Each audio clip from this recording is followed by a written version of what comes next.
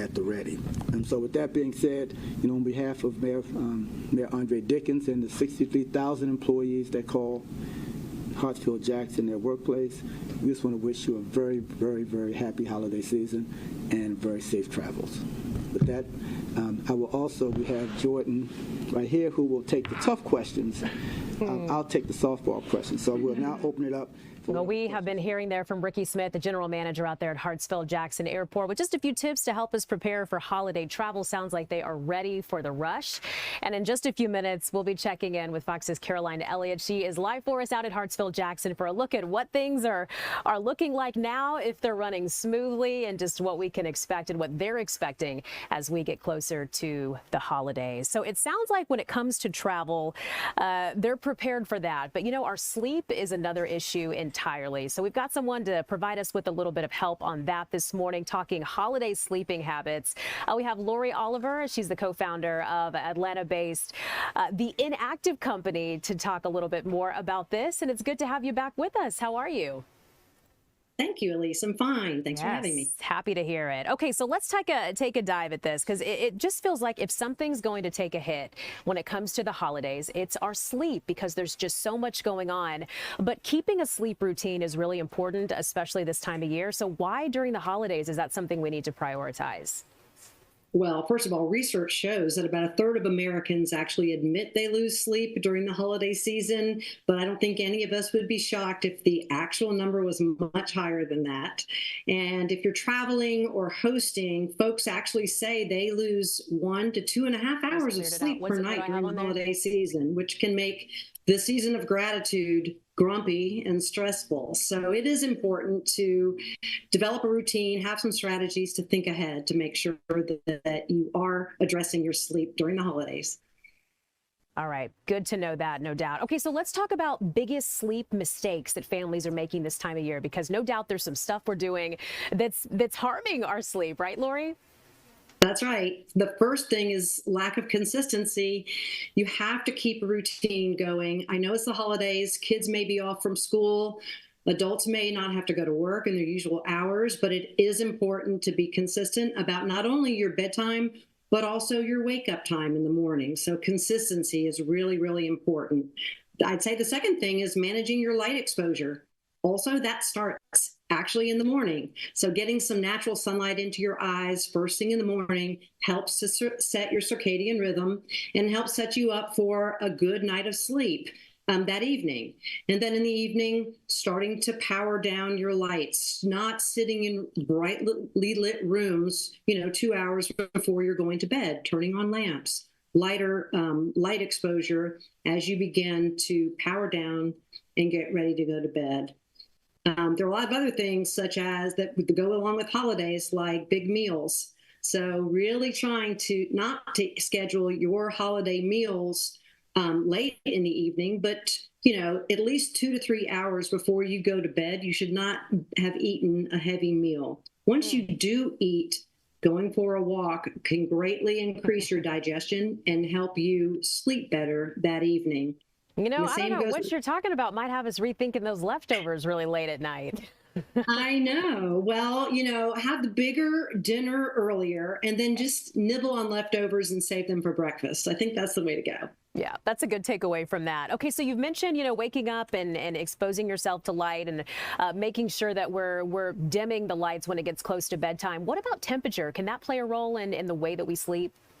Absolutely. It is the second biggest factor to getting good sleep is temperature control. And that means a cooler temperature when you want to go to sleep. The body naturally lowers its temperature 2 to 3 degrees as it prepares itself to go to sleep. But in your sleep environment, you really should be regulating your house temperature, your room temperature to between 60 and 67 degrees for the night. And some people think that's awfully cold, but that does help you sleep.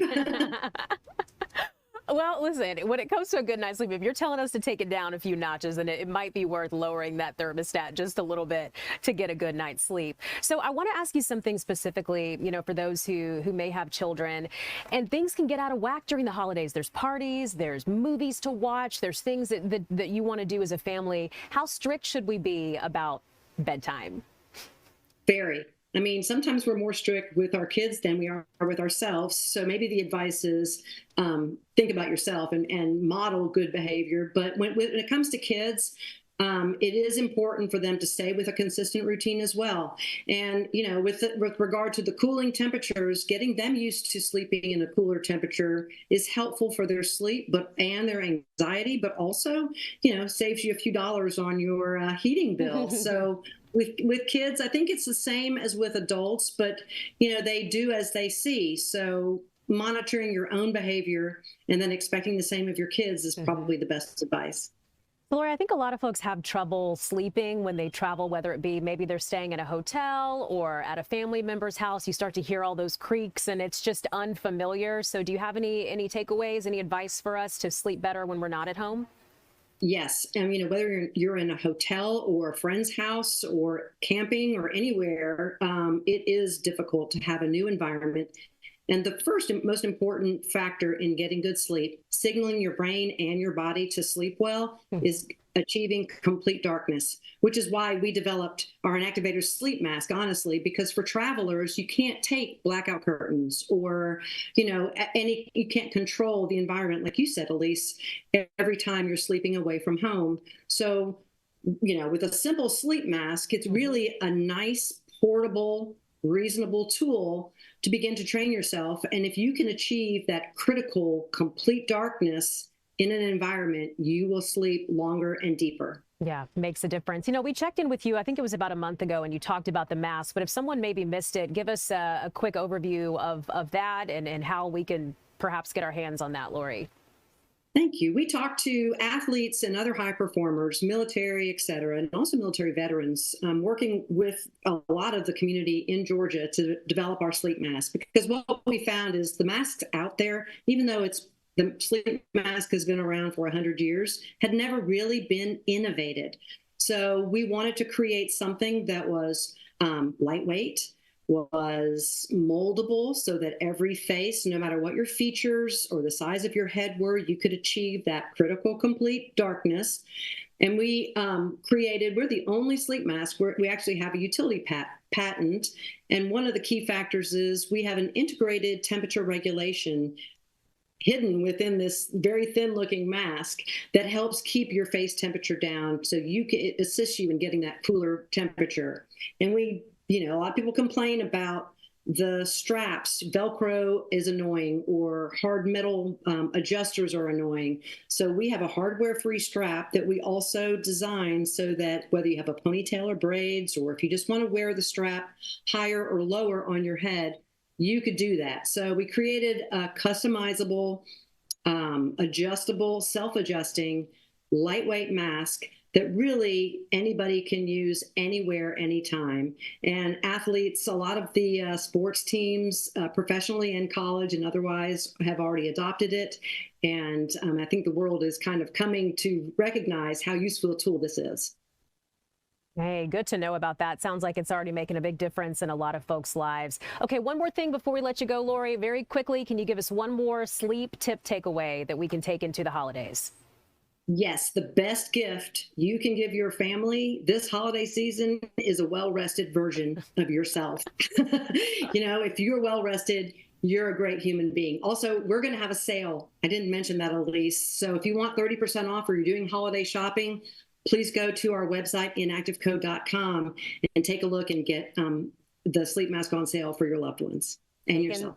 Taking some tips away as we it's closer to Thanksgiving. Lori Oliver, co-founder of Atlanta-based The Inactive Company, hanging with us this morning. Lori, thank you so much. We appreciate it, and happy early Thanksgiving to you.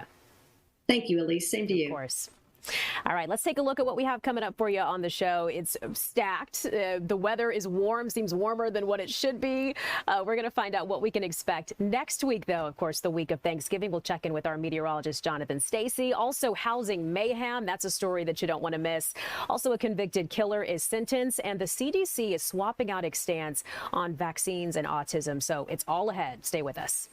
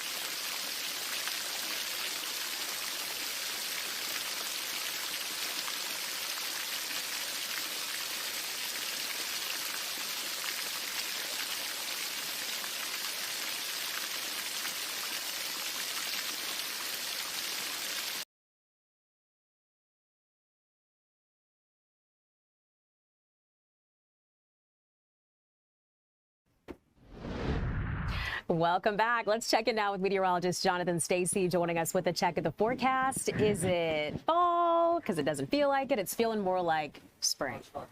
It is definitely feeling like spring, but even kind of muggy. Yeah, you yeah. know? That's what has kind of turned the page or caused there to be a page turner in the weather from earlier this week. It was just so light and bright, but we added in clouds, and then it kind of has a stewiness to it, the feeling of the air as a result of the humidity climbing. So we have some rain showers that are on tap.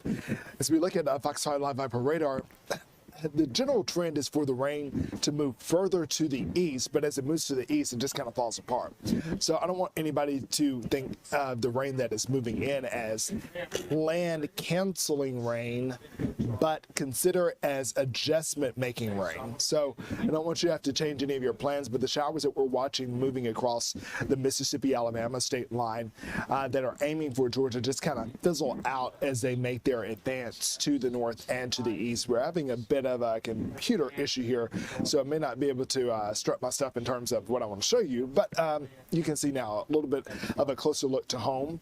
There's some showers that are skirting across our northwesternmost communities at this hour, but other than that, we're pretty cloudy and dry for the most part. Temperatures across the area right now are in the 70s, and will stay in the 70s for the better part of the afternoon before we make a slow drift into the 60s.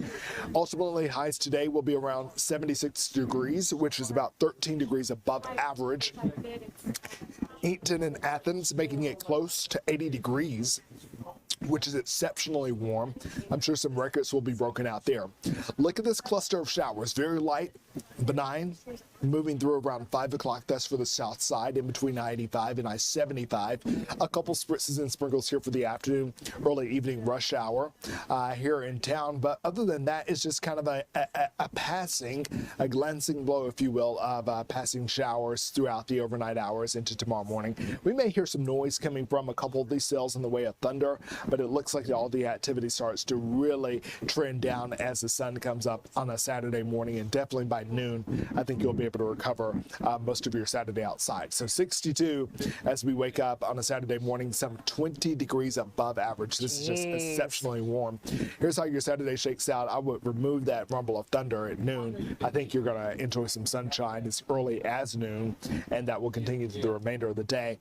In fact, the action moves out of here so quickly that our temperatures today will actually match tomorrow's high temperatures around the mid 70s, even some close to 80 degree numbers popping up out east. As we look at your 7-day forecast here, the trend is for the 70s to stick around, but only for just about 5 more days, because after that we're going to bring in some more active weather for Tuesday and Wednesday. We'll be watching that very closely because we know there's a big period for Thanksgiving travel. By Thanksgiving, the wet weather's out of here, but the cold weather has made a grand return. Cold air, I should say. We won't have any wintry weather, but once again, if you are flying, even driving, you may have some issues in terms of the weather for Monday and Tuesday. So if you kind of the world is your oyster and you can leave whenever you want to leave, maybe looking at leaving Sunday or Monday so you just can avoid it altogether. Just pass it. I feel like a couple things. First, you need to add a turkey to this extended forecast, some kind of icon to mark the holiday that we're I'm the turkey. I get right in front of Thursday and I can. That's what we're going to do. Very nice. Very nice. But also, gosh, that's a big difference temperature-wise that we're expecting later next week. It is a big difference. And it's a difference with your thermostat at home, your thermostat in your car, and you're probably picking up on something. My voice sounds a little bit weird today. I know. You need some water. I do need this. I'm done with this one over here. But I think that's all part of it, too. I've heard a number of people having issues. We just had this drastic swing from a 28-degree temperature last Tuesday to near 80 degrees yesterday and today. We don't stand a chance. Exactly. If you can make it through that, you're made of steel. But nonetheless, we're going to have more of a downward turn. But it won't be a steep drop off. It will be kind of a slow slide. As you can see here, the temperatures gently fall back into the 60s and ultimately the 50s as we get into Thanksgiving. The good thing about Thanksgiving is it's dry for us. That is good. It will be cool, but if you're turkey trotting, I think the winds may be a bit fierce coming in out of the northwest, kind of blow you around out there, but runners like cooler weather. So that's true. So could end up working out. All right, Jonathan, thank you so much. We appreciate it. Happy Friday. Happy Friday. Appreciate you. Have a good weekend. All right, let's take a closer look at some of the big headlines that we're following for you here locally. So this was a pretty wild story. I mean, just look at the video to get an idea of what was going on. It was chaos, it was confusion, and all of this happened in Clayton County on Thursday as the Jonesboro Housing Authority opened up a rare wait list for 2- and 4-bedroom units, and it drew way more people than what they had the space for, the staffing for. So it all turned up to be a pretty big mess there. In fact, I mean, it was hundreds who showed up for just one of 40 available slots. Many ended up having to leave empty-handed. A lot of folks said they had to miss work or they had to get out of line to go back to work. So it was something like 500 people that were stretched around the area. There were parking issues, and some attendees suggested the process should have been handled online just to avoid the chaotic scene, so they could have avoided this altogether. The Housing Authority acknowledged that this was a big problem, and they say that they've got to do something. They will do something in the future just to change the procedure the next time that wait list opens up. So we heard mayhem used to describe what it was like for those who were standing in that line.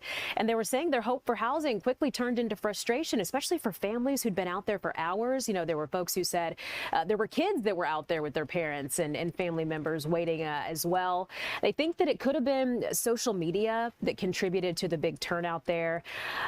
We also talked to someone who said that there were some parking issues. They said their car ended up getting towed. So going out to stand in line ended up costing them $100 to get their car back. So just a huge mess. And this is a story that's drawn a lot of interest, of course, just due to what folks were waiting for and the number of people who showed up too. So other side of this, Jonesboro Housing Authority Executive Director Paul Wright said the agency did the best they could under the circumstances. But like I said just moments ago, you know, they're saying that moving forward, they will end up doing something a little bit differently to try to handle it just a little bit better. So let's get to another story that we're keeping a close watch on for you now. A late night law enforcement operation in the Lilburn area at a strip mall caused a lot of confusion and concern for folks there in Gwinnett County. Many of the Hispanic residents there thought that this was actually an ICE raid. And that's because there were some unmarked vehicles and officers wearing masks and ballistic vests at the Indian Trail Court Plaza last night. They took several people into custody, towing a red truck and searching multiple businesses out there. So a lot of concern from folks who had a chance to see what was happening. And of course, again, the presence of those masked officers, some in plain clothes, was adding to a lot of the confusion here. Community members, that is, just said it was a lack of clear information that heightened their concerns that what was really happening here was an ICE raid. So here's what we don't know about this just yet, and that's police have not released any details about the purpose of why they were out there, what exactly they were doing. We have reached out for information, but we are hearing this was not an ICE raid per se. So this is something we're going to stay on top of to try to figure out exactly what they were doing out there in the first place. Now to another story that we're following for you this morning. After days of testimony, a Cobb County judge has found Matthew Scott Lands guilty on all charges in that 2021 murder of his neighbor. So Justin and Amber Hicks, you may remember this story from 2021, a harrowing bench trial that examined violence, mental health, and just years of escalating behavior with the Lands family. So sentencing is underway right now. That started at 10, so about an hour or so ago. And prosecutors, defense attorneys, and the Hicks family are expected to deliver statements before punishment is imposed. So the ruling came Thursday afternoon after 3 days of testimony just detailing the brutal killings inside the Hicks home in Ackworth. Justin, a firefighter in Cherokee County there for more than 6 years, his wife Amber, an audiology assistant, they were found dead in that home in November of 2021. And to make it even worse, their 2-year-old son Jacob was found alone the next morning. He was wearing pajamas. They They were soaked in his parents' blood. So just a terrible part of this whole equation. So investigators testified that the toddler appeared to be trying to interact with his parents, not understanding that they were gone. So Lanz lived behind the Hicks home. They shared a fence line there. If you remember seeing some of that video, again, they were neighbors. Authorities said he entered the house overnight and then shot the couple before leaving their child behind. So again, sentencing underway right now, started at 10, and we'll bring you the very latest on what comes with that. Well, still ahead for you on the stream. You've heard us say 4 million people expected to pass through Hartsville-Jackson, so a big crowd expected out there. We'll have a live report from the airport, plus dinner table syndrome, something really important that we're talking about ahead of you inviting guests over and having them in your home next week, plus a mission to feed hundreds this Thanksgiving. It's all coming up. Stick around.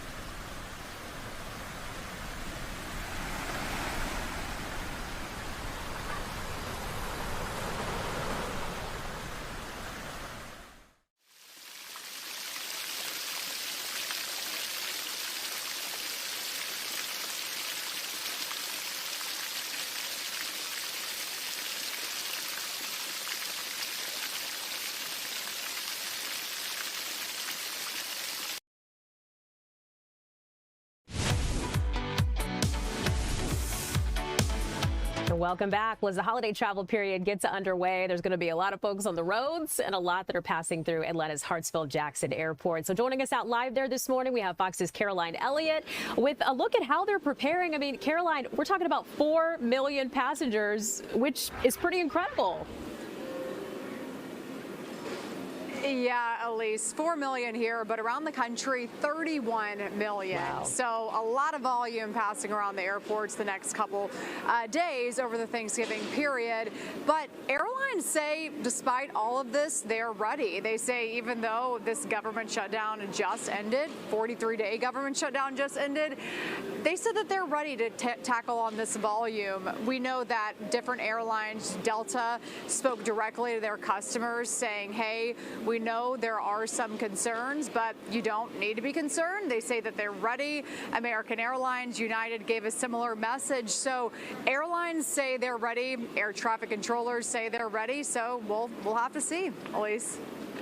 The timing of this, Caroline, I mean, things couldn't have opened back up at a better time, you know, as we find ourselves in the Thanksgiving travel period. So does it sound like things are getting back to normal? Like we can feel confident if we have a flight to catch? I think so, Elise. I just checked FlightAware and the numbers right now. There's around 250 cancellations around the country. That sounds concerning, but that's pretty average for usual time. So again, we do know that there's a lot of issues going into the last couple of weeks. There's been a lot of concerns, but considering a couple of weeks ago where we were seeing, several thousand cancellations a day, we're still in a little bit of a hangover period, if you will, but recovery is happening. It's going to get better the next couple days. The true test, though, Elise, is going to be Wednesday when everybody's flying to family, and then Sunday when everyone's coming back. Those 2 days are going to be busy, so that's really going to be the true test. But as of right now, airports are holding up okay. Yeah, that's good to hear. It's good for you. Folks may not know this, but Atlanta is home for you. So are you feeling confident that if you have to leave, you're going to be able to make it back, Caroline? I'm feeling good. Good. Yeah, Elise, thank you for that fine introduction. Atlanta is home, and I know how to manage this very chaotic airport very well, I will say. But yes, feeling good about next week. Feeling a lot better than I was a couple weeks ago. That is, to say the least, to say the least. Fox's Caroline Elliott live for us in Hartsville, Jackson. Caroline, good to see you, and thank you so much for the update. We appreciate it. All right, so let's get you caught up now on another story that we are following, especially staying on the theme of the holidays. And it's something that you really might not think about very much, but millions of Americans with hearing loss will face a quiet kind of isolation as they're at the holiday table. It's something that audiologists call dinner table syndrome. So we're diving a little bit deeper into that this morning, checking in with Natalie Calderon. She's an audiologist at Hear USA. So Natalie, thanks for being on with us. We appreciate it. Thank you for having me, Elise. I'm excited to be here and represent Hear USA this morning. Yeah, and this is an important topic, so the timing of this is really good. Let's start by talking about that. I mean, what exactly is dinner table syndrome? Absolutely. Dinner table syndrome is when people are at the dinner table. We're at Thanksgiving dinner. You're physically at the table, but you're not really engaged in the conversation. We're there, we're present, we're kind of doing the smile and nod, laughing because you see other people laughing, but not really partaking and fully participating in that conversation. And we're just kind of isolated in our own little seat at our own little plate, eating our food, unfortunately. So how common is this? I mean, because I think this is something that might shock a lot of people, just how prevalent this is across the U.S. I would say as well, it's much more prevalent than many realize. When we each sit down at our table this year, I would say pay attention to who's at your table. Is everybody fully engaged in what's going on at the table and the conversation? And if you find that somebody's having a little bit harder time, buddy pair with them, have that one-on-one conversation, pull them into the conversation and give them those talking points of, this is where the conversation switched to. This is the topic that we're discussing at this point. And even having a smaller space that maybe it's more the one-on-one, two-on-one conversation, so that they each have an opportunity to participate in the conversation and that social engagement that we're looking for during the holidays. This is something that I don't think many of us will be thinking about because it's so common to have the TV on, maybe watching a game as you're eating dinner, but that's actually something that can make it more difficult for someone who's has a hard time hearing. So let's talk about that, the way that background noise can impact their experience. Correct. So having background noise makes the brain have to work a little bit harder to process that sound. So if we can dim down any background noise, make sure lighting is good so that we can see the visual cues on a face as somebody's speaking, but definitely bringing down that background noise, trying to each person take an opportunity to talk instead of talking over each other, allows somebody to better pick out the primary conversation and follow along, especially as it changes from one person to another. So let's talk seating arrangements, because that's something that can also play a big role in their experience. So what should we keep in mind as we're preparing for that? Correct. So as I was mentioning, having that opportunity to see the face is very important when it comes to hearing and understanding speech. We all can fill in roughly 30% by watching the face.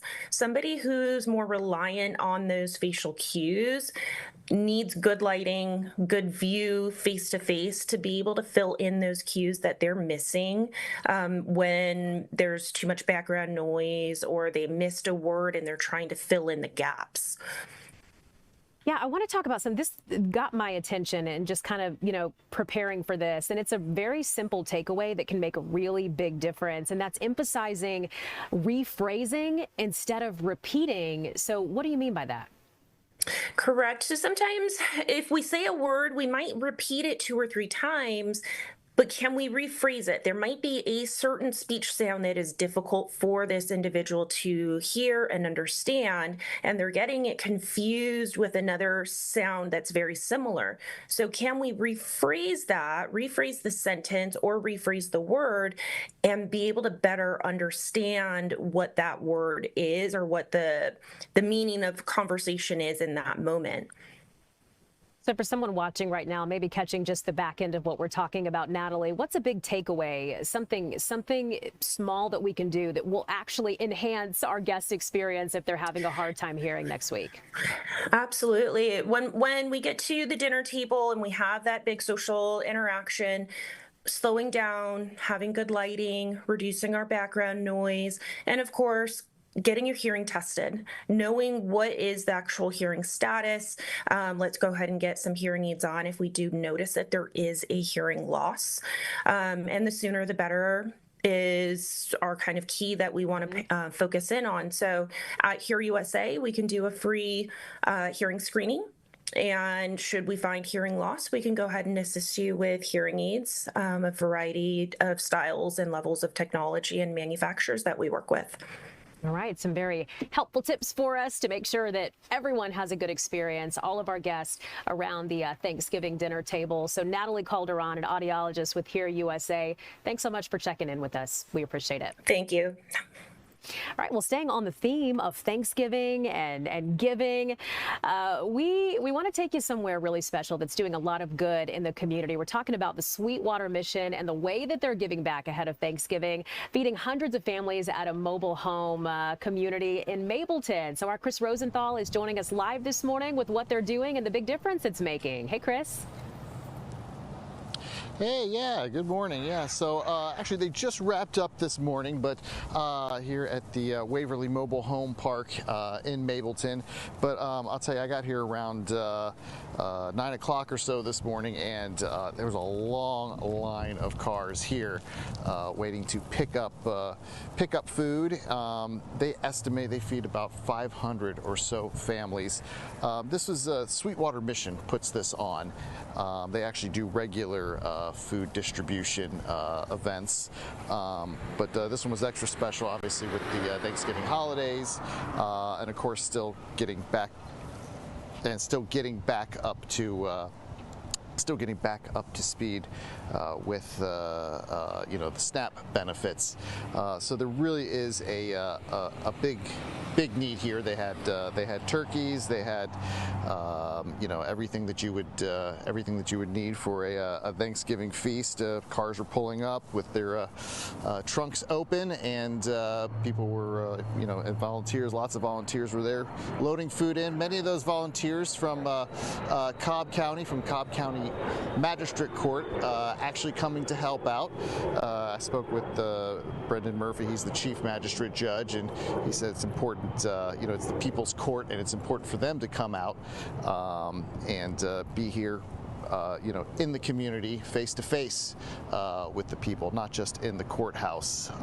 They handle lots of different cases there, 20,000 evictions or so a year. So it's important for them to be here in the community and see the people. But the need here is great. Again, they estimate they serve about 500 families. They'll be back at this again.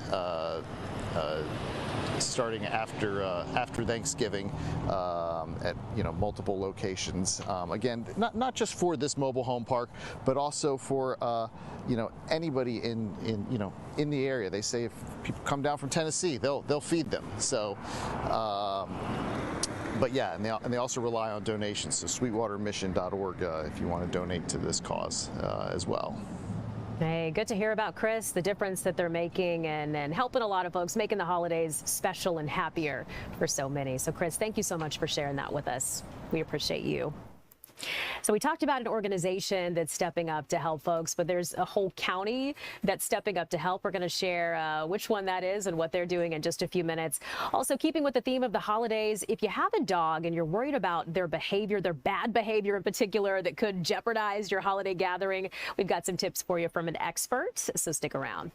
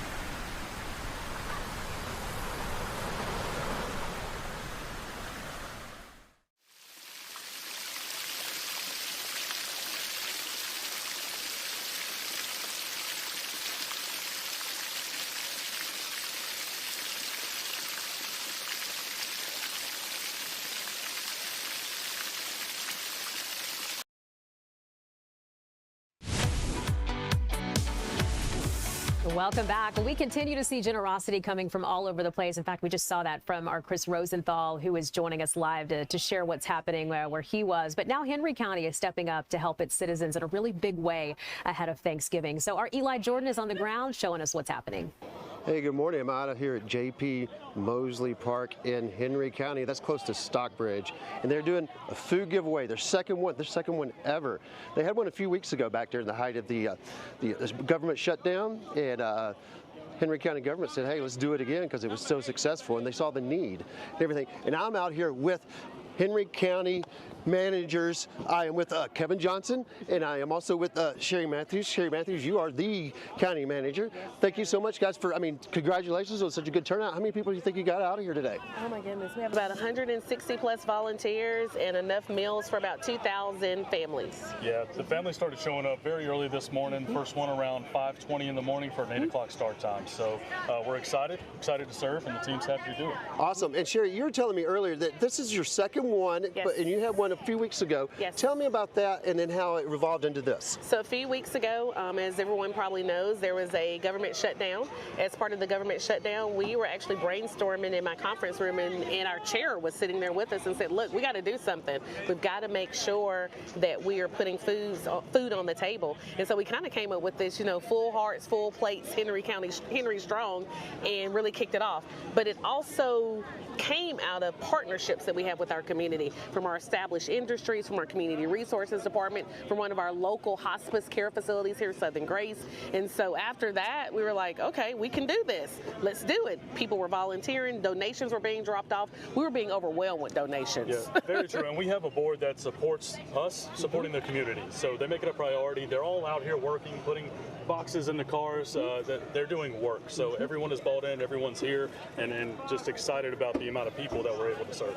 And you said this is like the first time that Henry County has done a food drive this year, really. I mean, this is literally, as far as you guys know, the second time ever. Absolutely. And just tell me, so what does that say about the need, and also too just the awareness that Henry County has about your own citizens? It speaks to our commitment as a county. It speaks to our level of recognizing when our community has needs, but also our employees that have needs as well.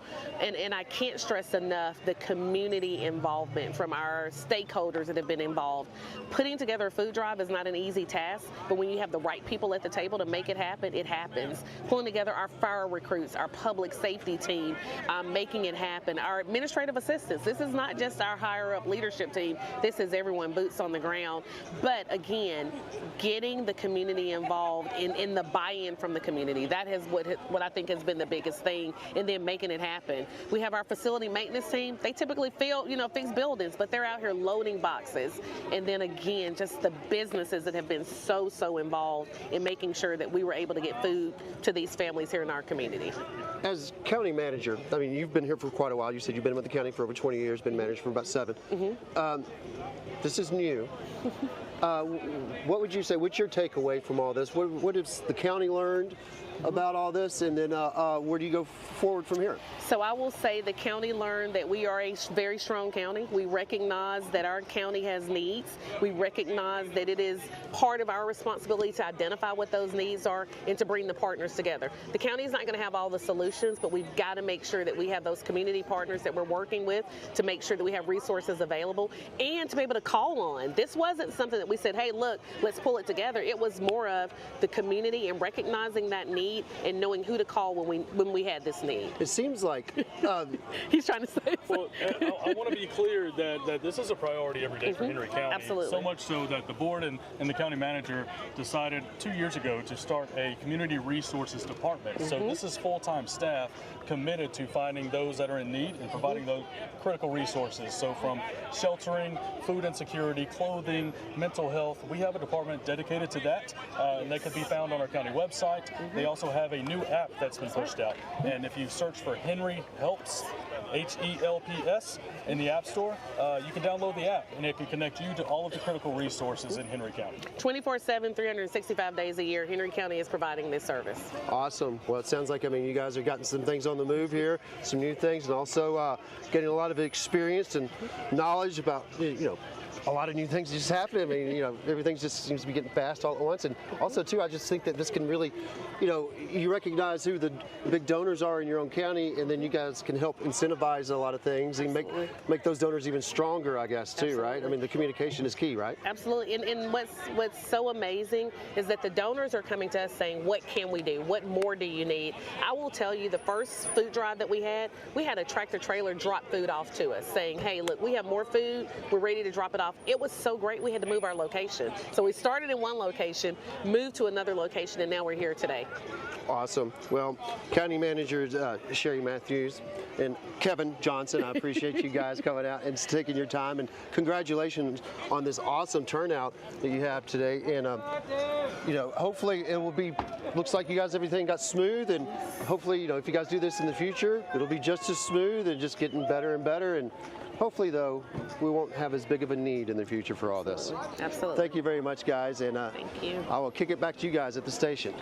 All right, Eli, thank you so much for that. And again, we're staying on the holiday theme, but taking it in a bit of a turn at this point. Maybe you're traveling and taking your dog, or maybe you're inviting a bunch of people over to your house and you're concerned about your dog's behavior. Well, you're not alone. So we got some help for you this morning. Bradley Pfeiffer, Executive Director for the Certification Council of Professional Dog Trainers, is joining us now with some help. So Bradley, thanks so much for being on with us. Thanks for having me. Of course. All right, let's dive into this. Let's talk about the most common bad behaviors our dogs have. Hit us with them. Well, I would say that the common ones that we all know about are jumping up on guests, and this time of year, jumping on countertops and stealing food are probably two big ones. Yeah, I would say so. I think that's a pretty safe bet for us to start with that.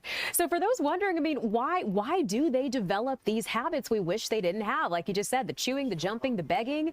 Why do they do it?